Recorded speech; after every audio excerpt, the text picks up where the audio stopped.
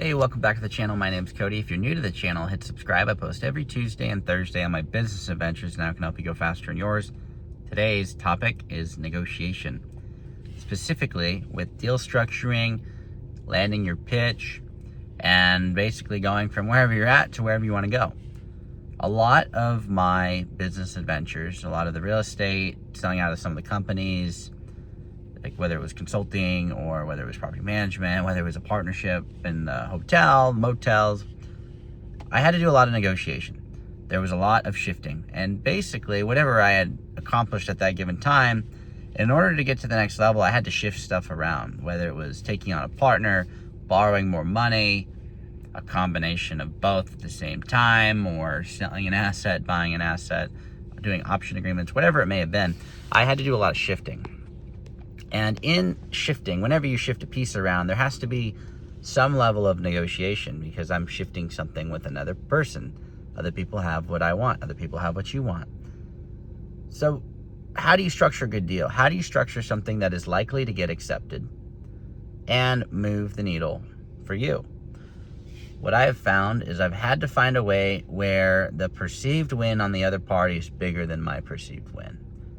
Whether it's actually more monumental for me or for them, that's up for debate. But when it comes to negotiating a deal, their perceived win needs to be bigger than mine.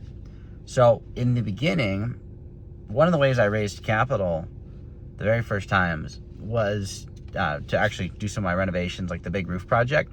I actually took on partners. I had a buddy of mine, two friends actually that I met along the journey. They bought in to a deal. One of them had money out of their rentals, and another one sold their duplex in Moses to buy into my 12. So I sold at a discount. And for them, that discount was a bigger perceived win than mine was, and they created a lot of buy-in. It made it a lot easier for them to say yes. Now, for me, I really needed the money to execute the project at that time.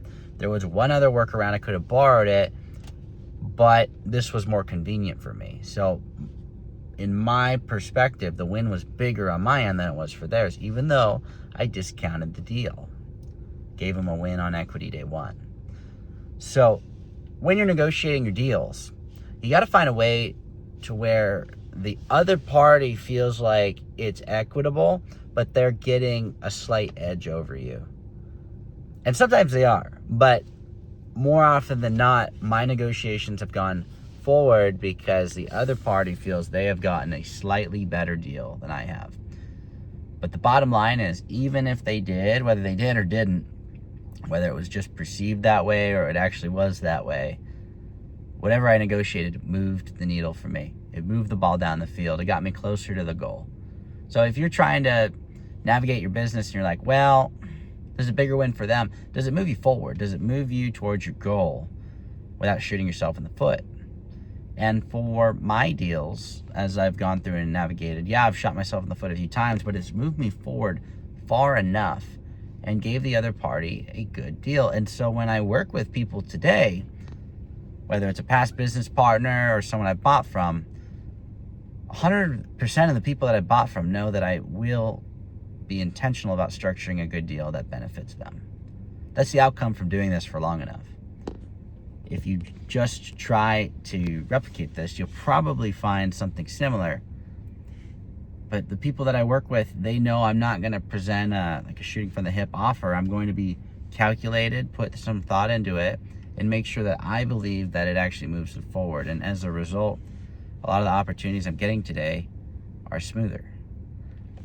I hope this helps out. If you're new to the channel, hit subscribe. Again, I post short videos every Tuesday and Thursday. Today's topic was negotiation.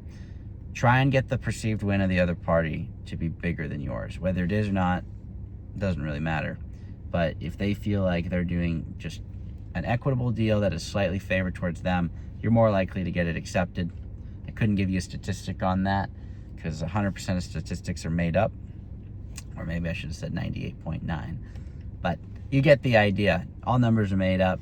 However, this is true. If you help them see a better win than you're going to get, but it still moves you forward, you're likely to make a lot of progress in this game.